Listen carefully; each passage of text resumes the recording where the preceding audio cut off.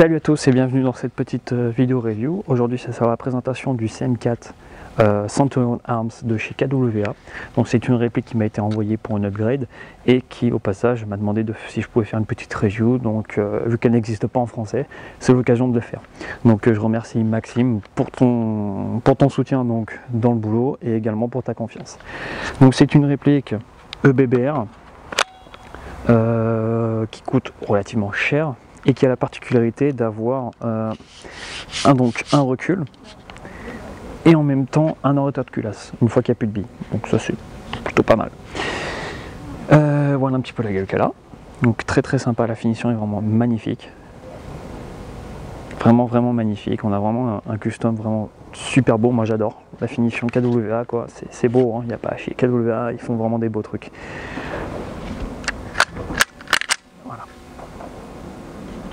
Donc la crosse se règle via les deux tétons ici, hein, pour ceux qui veulent savoir.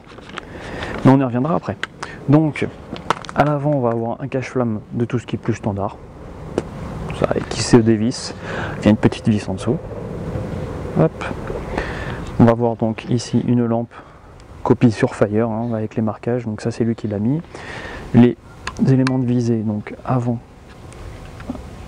un cran de mire réglable via cette petite molette ici,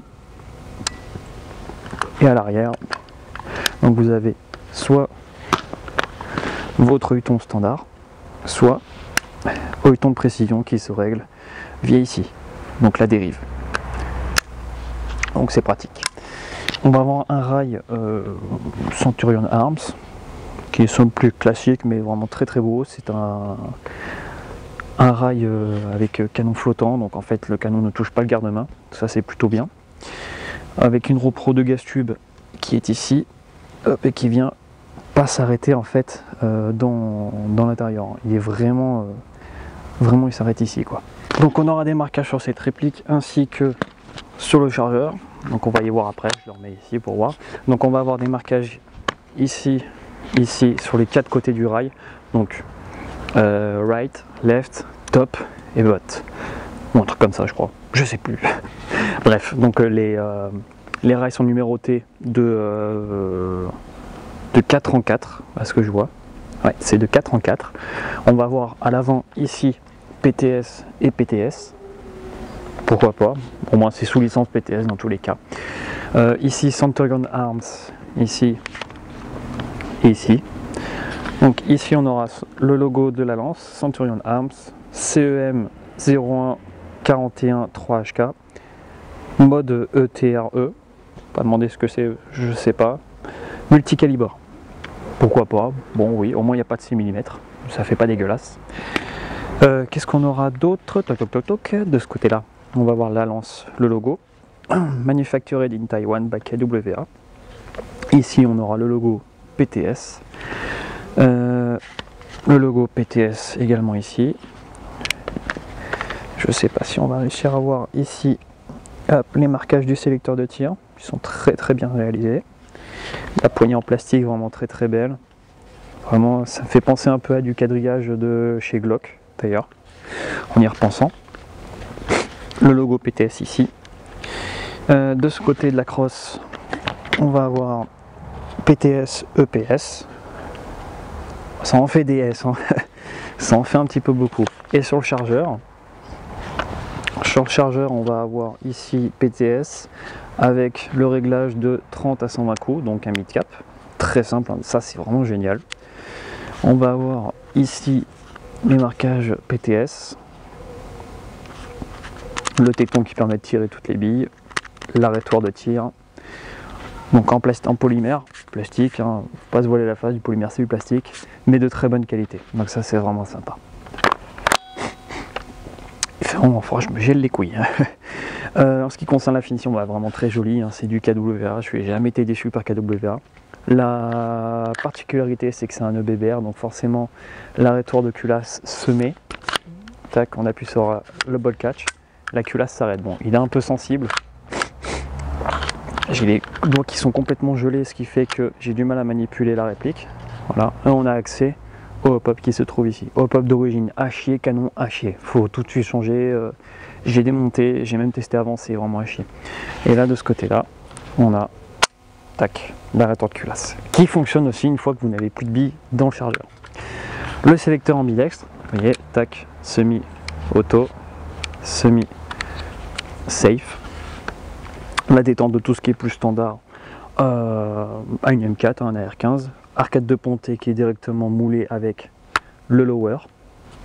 Bon, ça, oui, bon, ça gêne pas. C'est une grosse arcade de ponté qui laisse bien passer au niveau des doigts. L'arrêtoir de chargeur n'est pas ambidextre, lui par contre, tout comme le ball catch. Tac. Vous voyez, je n'ai pas d'arrêtoir ici. Bon, c'est semi-ambidextre. Le levier d'armement également. Donc ne va pas jusqu'au bout. Toc toc toc. La poignée, on peut voir qu'elle n'est pas complètement comme sur les AR15 vraiment en arrière. Elle est vraiment, ça fait vraiment un angle à 90 si on regarde. Enfin, 90, je me comprends. C'est vraiment pour le confort. Vraiment, c'est vraiment confortable par rapport à un AR15 qu'on peut avoir en lambda, quoi. Un attache-angle ici QD, donc droite et gauche. On en aura à l'avant ici gauche et à droite, qui est sous la lampe. La crosse, comme je disais, réglable via ici. Donc vous avez 1, 2, 3, 4, 5 et 6. On a 6 positions, ce qui est plutôt pas mal. Je fais attention parce qu'il y a les câbles à l'intérieur. Ici et ici, vous avez un attache-angle QD et ici un passage de sangle, ce qui est pas mal. L'avantage, c'est qu'ici, le bouton de déverrouillage de la crosse est vachement gros. Vous pouvez vraiment y aller sans souci. Pour foutre la batterie, on va commencer déjà à rentrer dans le vif du sujet. On appuie sur les deux ergots à gauche et à droite en même temps et vous soulevez comme ceci. À partir de là, vous avez votre câblage, un fusible de voiture et une téline. Hop, moi je vais passer en 11.1 1200 mAh 20C, ça suffit amplement. Parce qu'au-delà, vous allez avoir un problème au niveau du recul. Plus votre cadence est haute, plus votre recul va faire ralentir votre piston. Et du coup, le souci qui va se poser, c'est que vous allez avoir des rattrapages de piston, donc des PME, prémature engaged. Hop. Sachant que le système de recul, tout le gros système de recul ainsi que le ressort de puissance spécifique à cette réplique est situé dans la crosse. Donc voilà, bon, batterie branchée, hein, on a vraiment quelque chose de super. Donc voilà, batterie branchée. Donc vous allez voir ce que ça donne. Sécu, semi.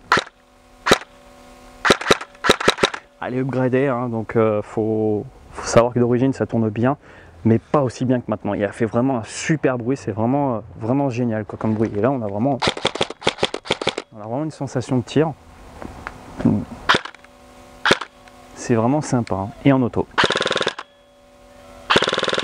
Ça secoue vraiment. Alors, ça secoue vraiment en 11.1, mais les sensations sont accentuées en 7.4 parce que le recul a le temps de faire l'aller-retour correctement.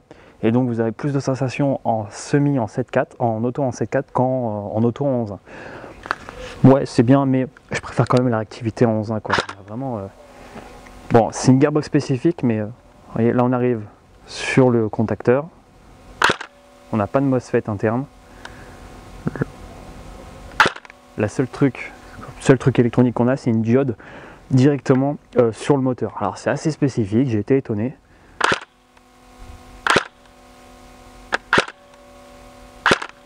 Donc voilà, c'est pas mal. Comme je vous l'ai dit, quand vous n'avez plus de billes, tac, ça s'arrête de tirer. On est obligé d'enlever le chargeur, de remettre un nouveau, appuyer sur le ball catch et là à partir de ce moment là on peut tirer. Alors vous allez me demander, c'est bien gentil, mais est-ce que les chargeurs mid-cap lambda, hein, sont compatibles? C'est bon, vous n'avez pas d'arrêtoir à la fin de votre chargeur, mais c'est compatible. De toute façon on verra bien au test de tir, vous allez voir que ça fit sans problème sur ce côté là. Donc voilà pour ça. Alors ensuite, donc vous avez vu, c'est pas un nœud BBR avec une culasse qui bouge, donc tant mieux. Et vous avez regardé, hop, la culasse ne bouge pas. Je vais vous faire voir un petit peu également l'interne, entre guillemets. C'est une gearbox qui est spécifique, d'où le prix qui est relativement élevé en soi. Faut pas se le cacher, c'est quasiment 400 balles hors frais de port, hors frais de douane, et qui n'est pas trouvable en France. Donc vous voyez, vous avez le upper, hop, et là vous avez votre lower. On va remettre ça correctement. Vous voyez, c'est une gearbox qui est spécifique, c'est KWA, c'est toute nouvelle génération de gearbox. Et on a vraiment des gros renforts à l'avant, c'est vraiment, ils ont super bien travaillé sur ça. Hop, ici, tac, c'est vraiment des énormes renforts. Il n'y a pas moyen que ça casse, ou alors il faut vraiment y aller comme un gros bourrin avec, hein, mais franchement, je suis plutôt satisfait de KWA. C'est vraiment une chouette réplique, même si beaucoup de pièces sont spécifiques, on a vraiment quand même quelque chose de très joli. Voilà pour ça. En ce qui concerne la puissance de base, on est sur du 400 fps d'origine. Ouais, enfin 350-400 fps, ça va dépendre. Au niveau du poids, on est sur facile du 3 kg, 3 kg 5, 4 kg avec les accessoires. Ça reste léger, hein, ça se porte à une main. Faut pas, moi je suis pas costaud non plus, mais voilà, ça se porte relativement facilement. Quoi d'autre de parler de cette réplique? Je sais pas trop, je pense que j'ai à peu près fait le tour. On va essayer de passer au test de tir, je pense que ça serait pas mal, et au test chronie, pour voir un petit peu quels sont les modifs que... le résultat des modifs que j'y ai apporté. Allez, c'est parti. Hop, c'est parti. 330,7, 331,8, 328,6, 329,4, 329,1, 330,9, 332,4, 332,3, 331,2, 329,5 et 329,9. C'est assez régulier. C'est assez régulier. Hop. On va voir ce que ça donne sur la petite poêle qui est là-bas. Je vais juste décaler l'objectif. Hop, vu que je suis sur mon gimbal. On va juste en profiter pour régler le hop-hop et je vous reprends juste après. Donc là, je suis en 0,20. Bon, c'est vraiment les tests, vraiment pour tester, voir un petit peu ce que ça donne. C'est parti.